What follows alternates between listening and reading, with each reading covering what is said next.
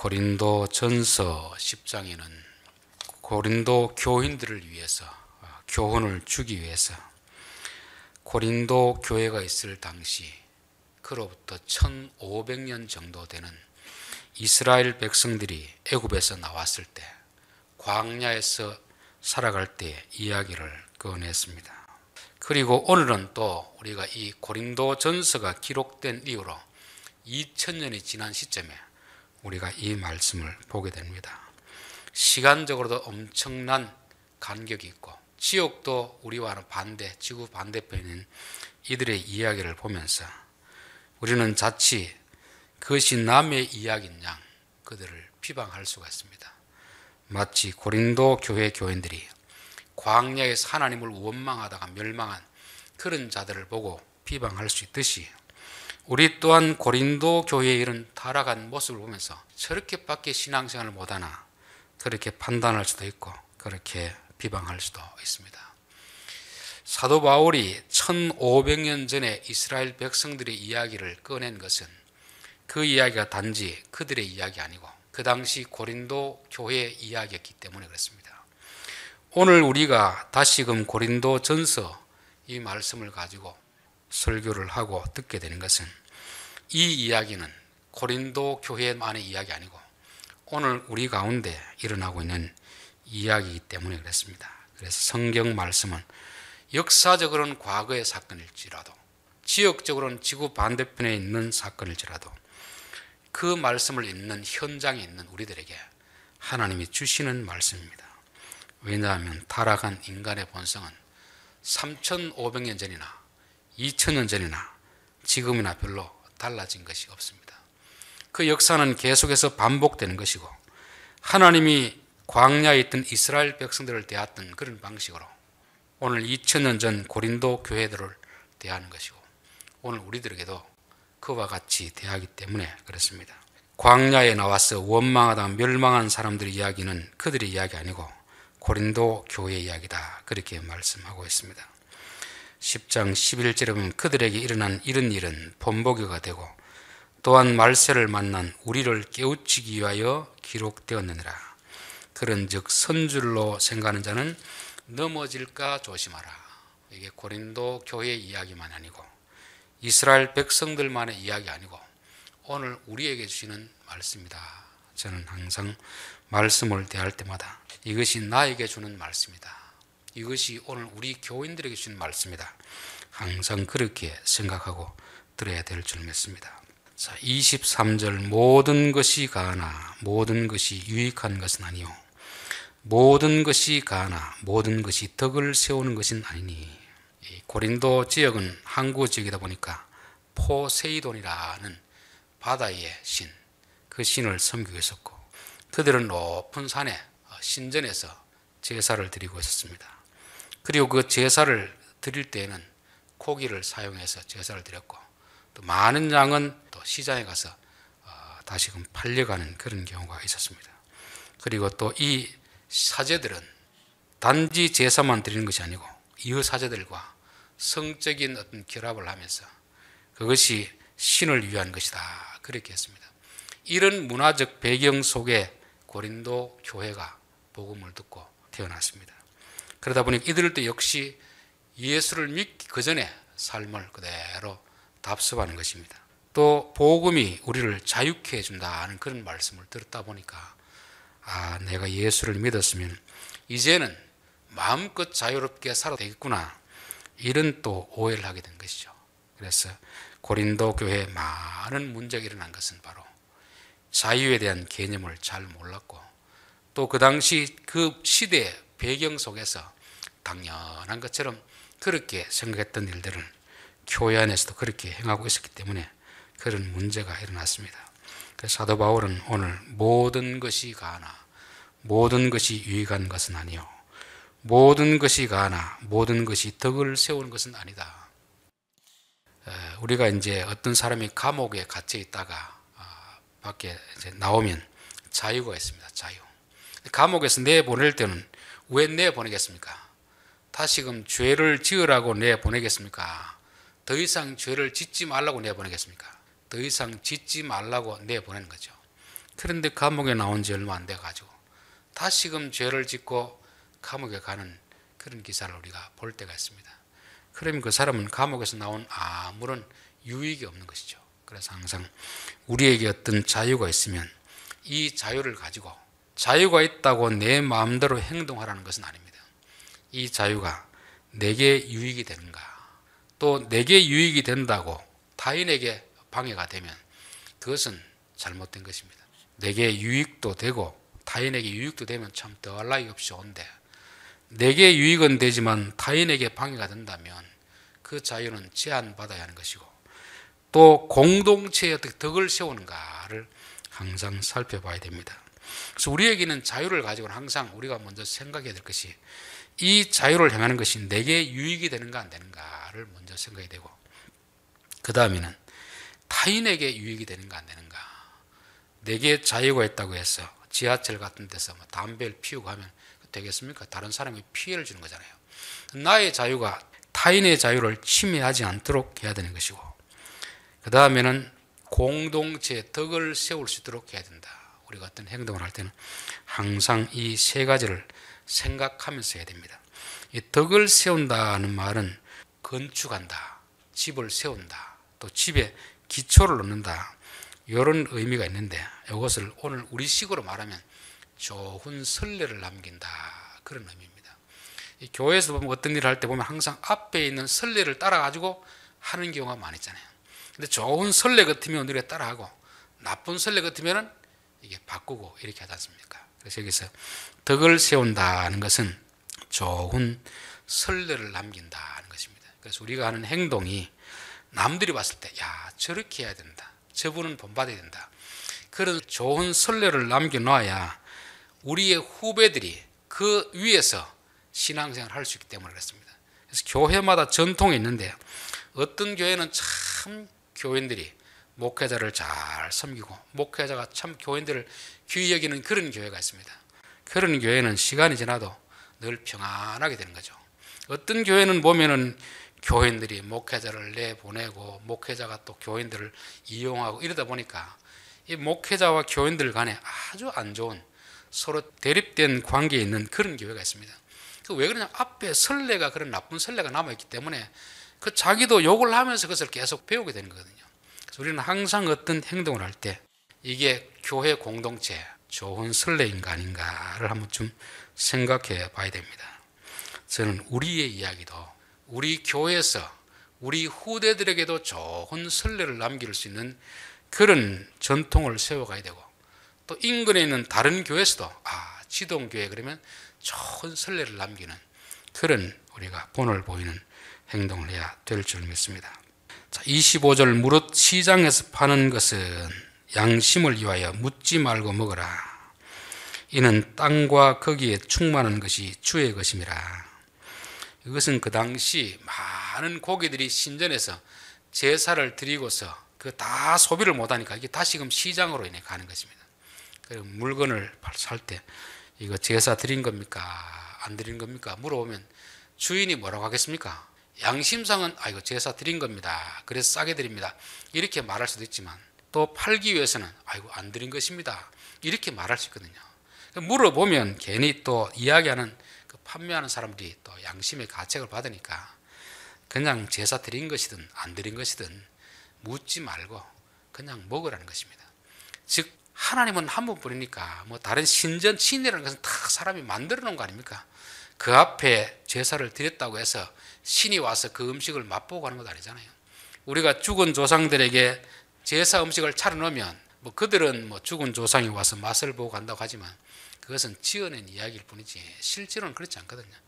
거기서 내온 음식이나 거기서 제사 드리지 않는 음식이나 동일하게 보고, 하나님이 땅과 거기에 충만한 것을 주었으니까 감사하면 먹으면 되는 거지, 그렇게 하지 말라, 그렇게 말씀하고 있습니다.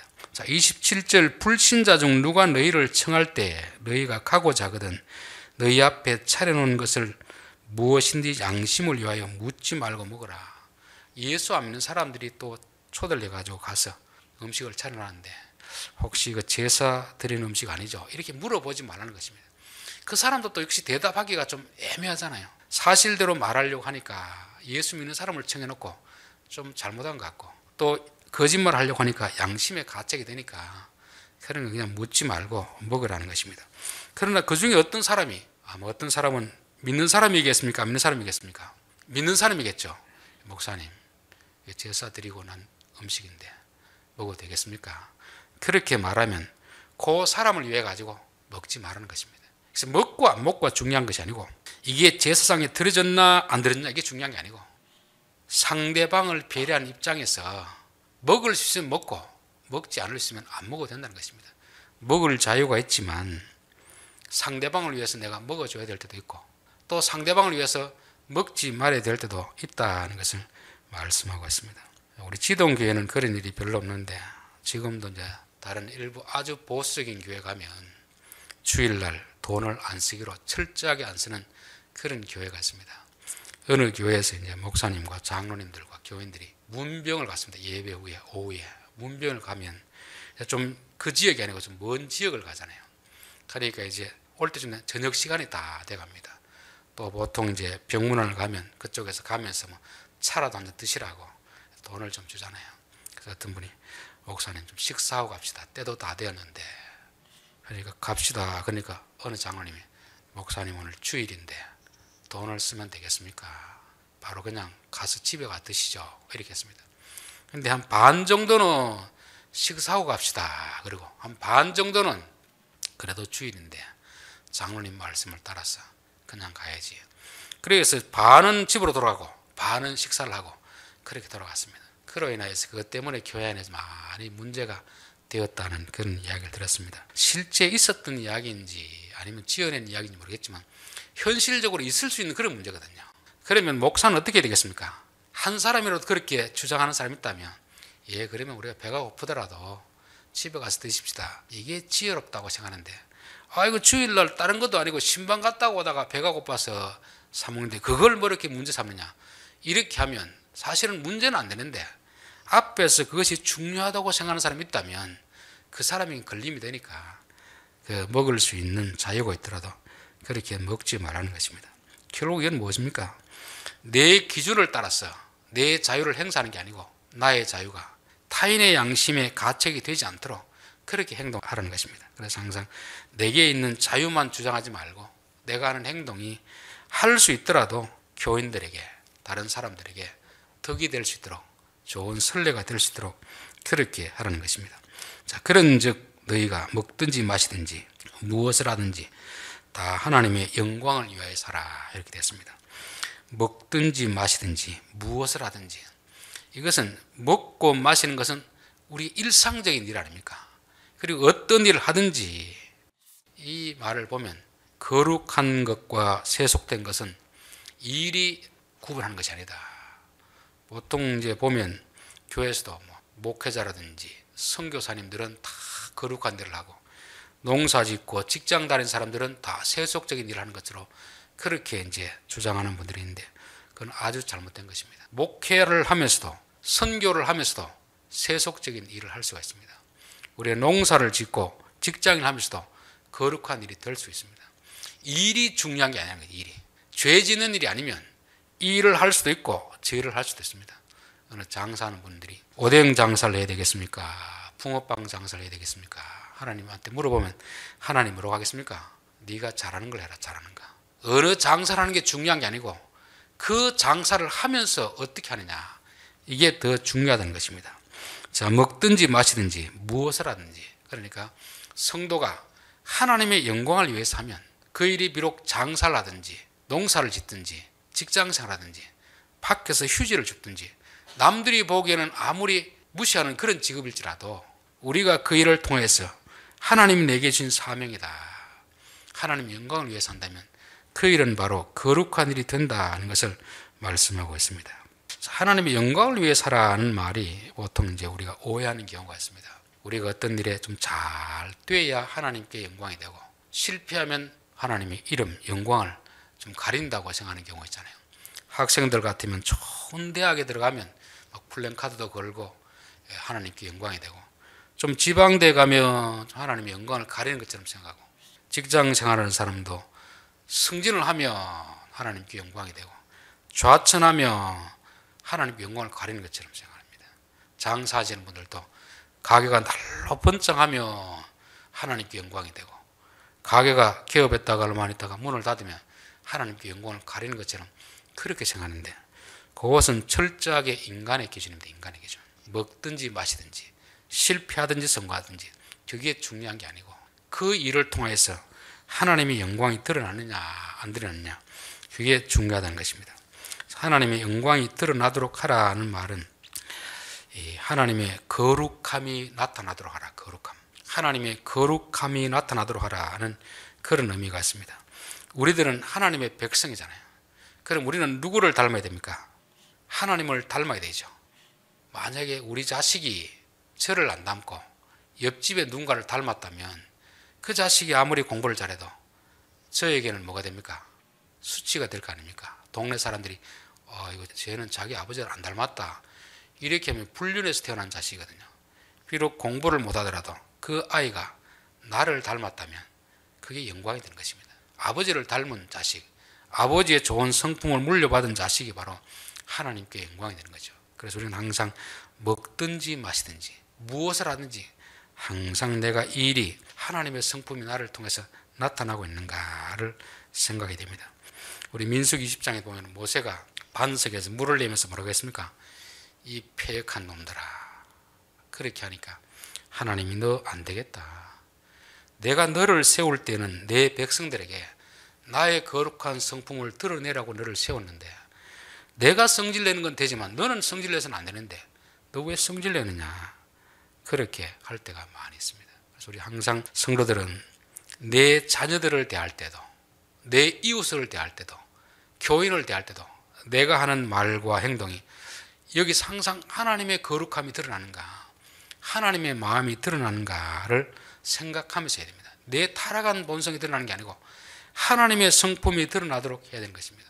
보통 믿는 가정의 자녀들이 좀 혼란스러울 때가 많이 있거든요. 부모들이 교회 가서는 참 거룩한 척 하는데 집에 와서는 자녀들에게 막대하고 막 소리를 하는 걸 들으면, 야, 우리 아버지 어머니의 본 마음은 어느 것이 진짜 마음일까, 이게 혼선이 되는 것입니다. 그래서 우리는 항상 내가 교회에서 하나님 앞에 행동하는 그 모습을 가정에서도 해야 됩니다. 제가 참 목사가 되어서 참 이게 혼란스러운 것이, 어느 교회에 대해서는 저는 참 잘 봤습니다. 왜냐하면 그 성도가 목사에게는 참 잘하니까. 그래서 교인이 또 그 교인을 볼 때는 아주 부정적으로 보는 그런 경우가 있습니다. 인간이라는 이랬구나. 목사에게 하는 행동하고 동료 교인들에게 하는 행동이 다르구나를 느꼈습니다.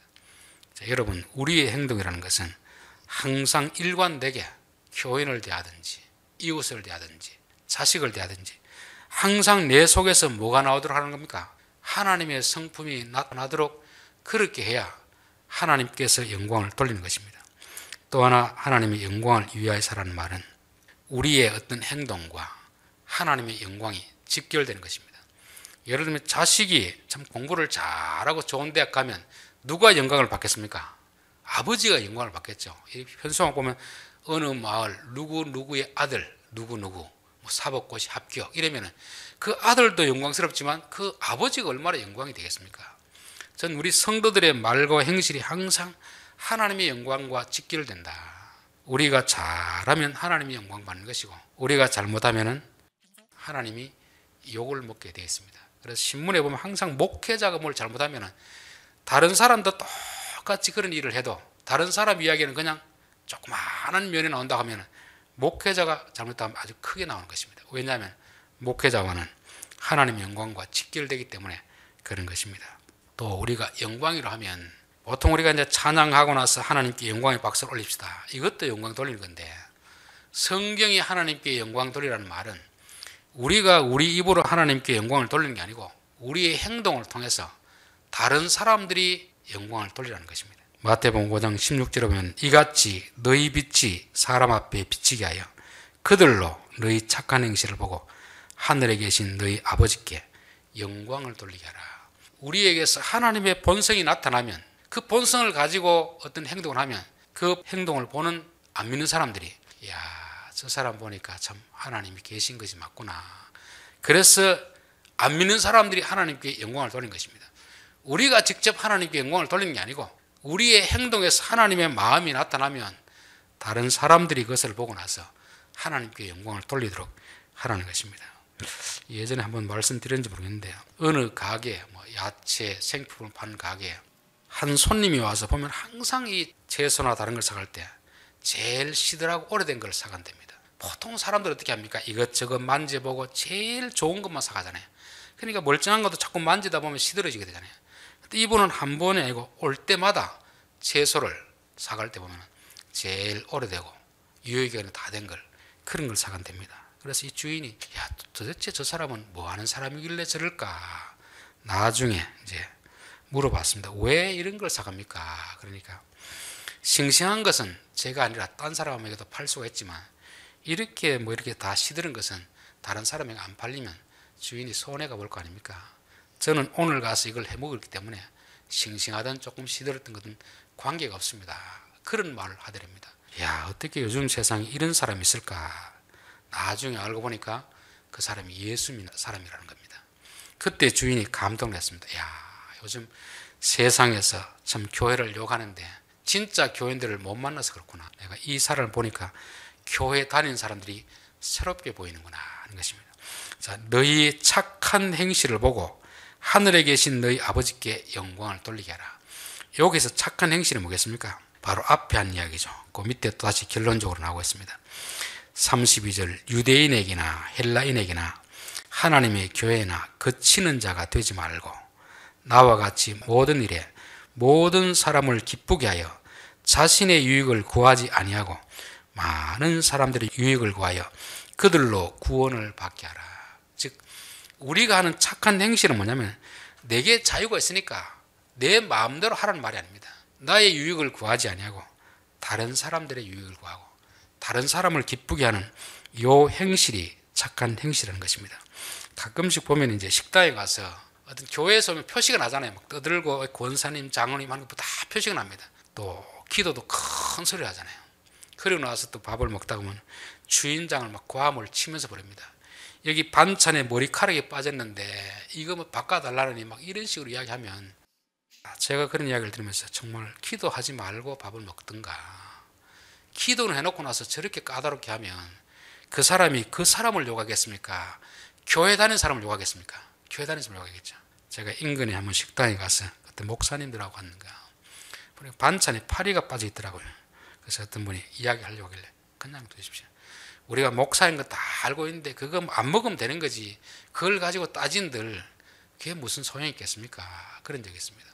여러분 식당에 가서 기도하고 드시려고도 하거든. 제발 큰 소리 좀 지지 마십시오. 반찬에 좀 파리가 빠져 있더라도 하나님의 영광을 위해서 그냥 모른 체하고 그냥 의도적으로 빠뜨린 사람이 없잖아요. 음식을 하다 보면 또 머리카락이 들어갈 수도 있는데 안 믿는 사람들이 그걸 가지고 고래고래 고함을 지르고 사진을 찍어가지고 이렇게 위협할 수 있지만 적어도 우리가 그 자리에서 기도하고 밥을 먹었다고 하면 그냥 까다롭게 하지 말고 내 권리를 주장하는 게 아니고 그 사람들의 입장을 생각해서 그냥 넘어가라 그런 뜻입니다.